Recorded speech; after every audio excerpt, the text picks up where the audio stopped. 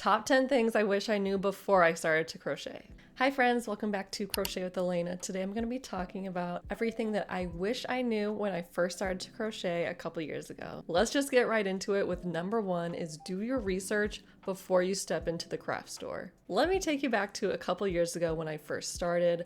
I got inspired by seeing a girl on TikTok. She was making a jumbo crocheted strawberry. I believe her name is Karen Joy. So I wanted to make my own strawberry, and she said in her video that she had gotten her stuff from Joann Fabrics, and I had one down the street from my apartment. So I got in the car right after seeing that video. It's a little dramatic, but it is very true. I was just looking at the video of the strawberry, and I was trying to look for the yarn in Joann's that looked like the same kind of thickness, the same color, a dark red, the leafy green color. So there were two skeins of yarn that I was looking for, and I did find them, which was very exciting. But then it was like, okay, I don't know how much of this I'm going to need. Totally walking into that store in the dark, I had no idea what to be buying. So as you would guess, I was in the store scrolling on my phone. What's the best crochet hook to use? What size do I use for this? So number one is do your research before you go to the store. Going right into number two, you should know that there are different size crochet hooks. This will go with different size yarn. It can depend on what type of tension you have. Over the past couple of years, I have collected this jar of crochet hooks. As you can see, some are much bigger than others. Once you get going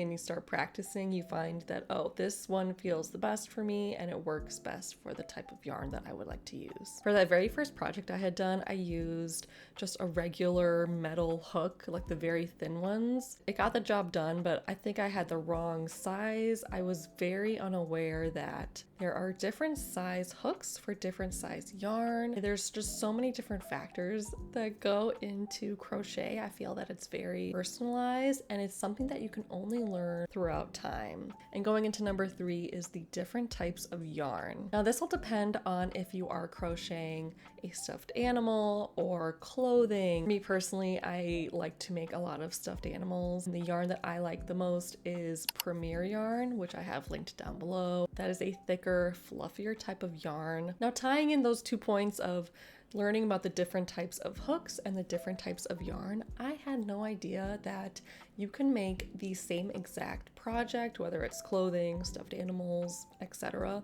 You can make the same exact item, but if you change out the yarn and the hook size, it will change the size of the project. Smaller size, let's say dinosaur, you would use a smaller size hook with a thinner yarn. Again, learning to crochet is a lot of trial and error, especially for me. I was just kind of going into it blind. I was gonna try this yarn with this hook and let's just see how it turns out. It would end up being okay, but like, wow, that was a lot harder than it should have been, or it turned out a lot smaller than I thought it would. So much of learning a new hobby is research and just seeing how different things can be made. Going into number four is learning about stitch markers. I had no idea what these were. I didn't know if they were necessary or not. So basically a stitch marker is used when you are keeping track of where your rounds are in your project. So a lot of crochet is counting, keeping track of where you are, making sure you don't miss any stitches or you're off by one or you're miscounting. So you can use a stitch marker to make sure that you are in the correct spot in your project. These are especially helpful if 5 rows of 10 stitches each. So instead of having to count to 50 to make sure you have all the correct stitches, I just put a stitch marker in the project of the start of the round, and then I know that every time I go around with my crochet stitches, that once I get back to that little marker, like, okay, that was one round, and then you can keep going and keep track. It's a lot easier. I use them with every single project. And just like with the hooks and the yarn, there are different types of stitch markers. They all do the same exact thing, but some are easier to see than others. Some are more secure.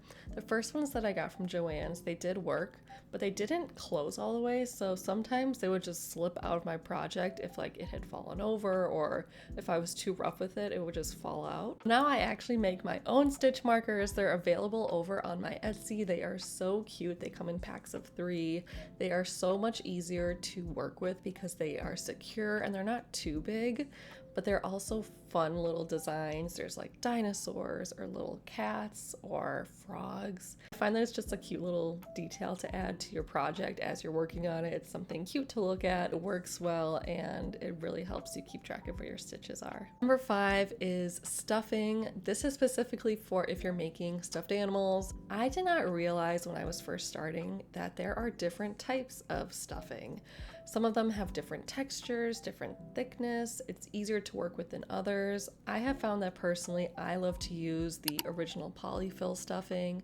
I usually order it in a huge size box. Sometimes I'll get the 10 or the 20-pound box. Depending on the projects that I'm making and how much I'm crocheting during that time, it could last me a couple months. I really like that texture of the polyfill compared to some of the other cheaper options.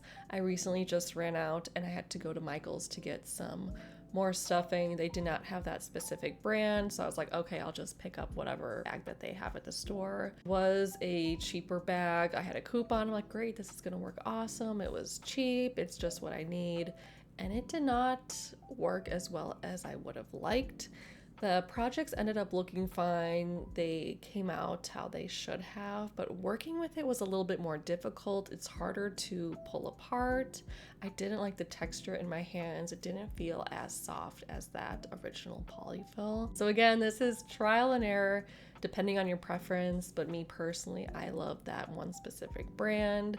And once I find something that I like, I usually like to stick to it. Next up, I wish I knew just how important it was to have good posture and ergonomic support while you are crocheting. I love this hobby so much, but it can be really hard on your body, which sounds kind of crazy because it's not as intense of a hobby or physically demanding in certain ways as others would be, because you're like, oh, I'm just sitting down the whole time.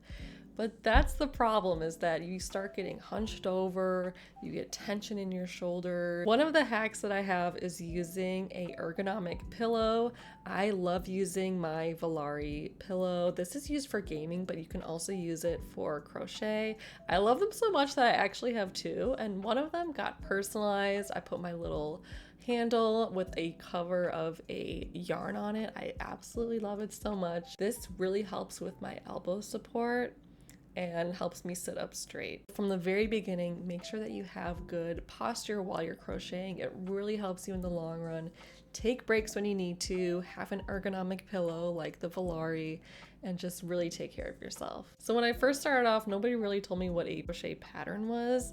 And now that I've been in it for a long time, the easiest way that I can explain is it's kind of like having a recipe for a crochet project. It will have the ingredients or the supplies to make the project, and it just gives you a step-by-step guide and explanation on how to make the project that you are going to make. So the next tip for beginners is knowing that there are free patterns and tutorials all over the internet.